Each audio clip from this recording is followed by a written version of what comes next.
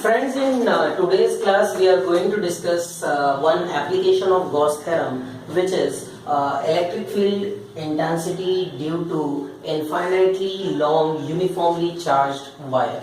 Okay, so here we have a wire which is uniformly charged wire. You can see the positive charge is there over the wire, and we have to find the electric field intensity at point P of this wire. Now, how can we find the electric field intensity at this point using the Gauss theorem? Because you have to apply here the Gauss theorem. So, in order to apply the Gauss theorem, first what you do around this uniformly charged wire, you consider a Gaussian surface. Now, here we have a Gaussian surface in the form of a cylinder, okay, whose radius is small r, and length you can say is L, which is the length of the uniformly charged wire.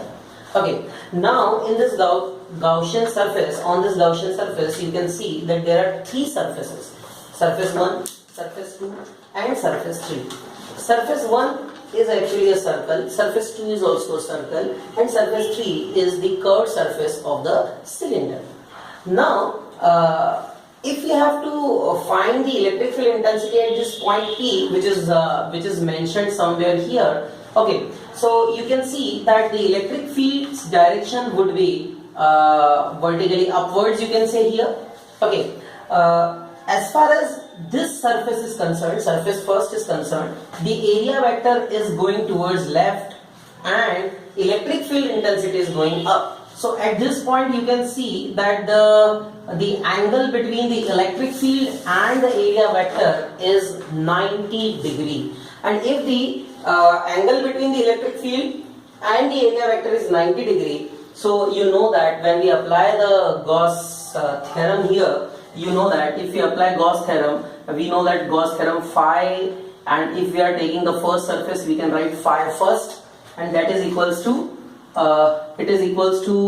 closed surface integral E vector dot ds vector. If we are applying it for the entire surface, so it is E vector dot ds vector, and this particular integral we can divide into three parts. First part is for the first surface, second part is for the second surface, and third part is for the third surface. Right? Now, as far as first and the second surfaces are concerned, you can see here, let it be equation number 1. For the first surface, you can see that for the first surface, the angle between the electric field vector and area vector, is 90 degree, and because angle is 90 degree, you know that Gauss theorem says that phi is equals to E ds cos theta. So E ds is the small area vector, small area, and cos theta. What is theta here? Here theta is 90 degree. Why theta is 90 degree? You can see that electric field vector and the area vector, they are at an angle 90 degree. So phi first, you know that cos 90 is 0, so phi first will be 0. Similarly you can write phi second, and in that case also, because this is E vector, this is the electric field vector in this case, and this is the area vector. So in this case also, you can see that the angle theta is 90 degree, and if angle theta is 90 degree, you will be getting again phi second as 0. So phi first and phi second both are 0. That we can substitute in equation number 1.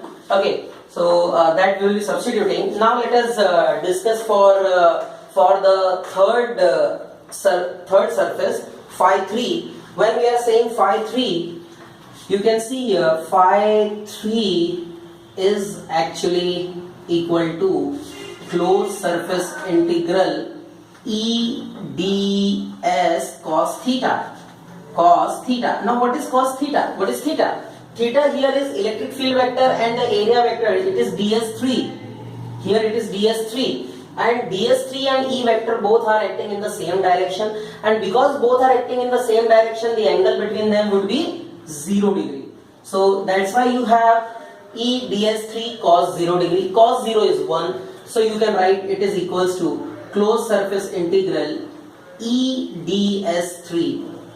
One more very important thing is that at each and every point of this curved surface, this E vector would be constant. That is what the Gaussian surface is. At each and every point of it, the electric field will remain constant, and that's why what we can do, we can take E as constant here, and here you can write it is a closed surface integral ds3. Now, as far as the closed surface integral of ds3 is concerned, this ds3 will give you the curved surface area of the cylinder. Curved surface area of the cylinder. And when you get the curved surface area of the cylinder, you know this, you can write it like this: phi third is equal to E into closed surface integral ds3, and ds3 is nothing but curved surface of the cylinder, that is 2 pi rh, and h is nothing but L, length. So you can write 2 pi rl, and phi 3 is equals to E into 2 pi rl. This is what the flux passing through the third surface S3. Now, if we substitute all these values here, what you will be getting is you will be getting that the total flux. I am substituting these values of phi 1, phi 2. Phi 1, phi 2 is 0, and phi 3 is 2 pi rl. So when we substitute these values here, so by equation 1 we will be getting phi is equals to E into 2 pi rl. Okay, and phi, what is phi? Phi is closed surface integral E vector dot ds vector, which is equals to q upon epsilon naught, because that is what the Gauss theorem is. So you can write here, say this is equation number second, and then you can write by Gauss theorem, phi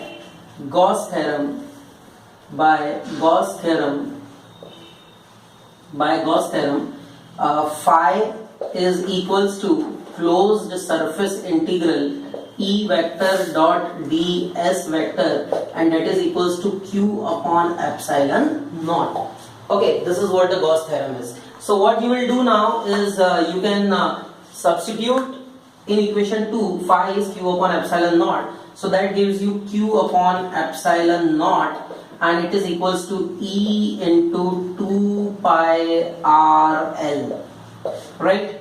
Now here you can see Q. What is Q? Q is the total charge over the wire. Okay, and let this is equation number third. Now total charge over the wire, if we are writing, so total charge, if we consider that lambda is the charge per unit length, lambda is the charge per unit length, lambda is equals to q upon L.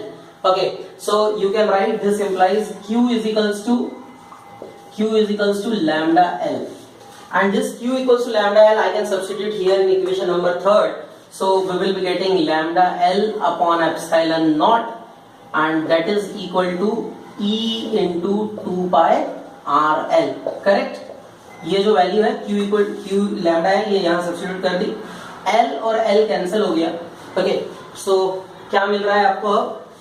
अब आपको मिल रहा है E is equals to lambda upon 2 pi epsilon naught r.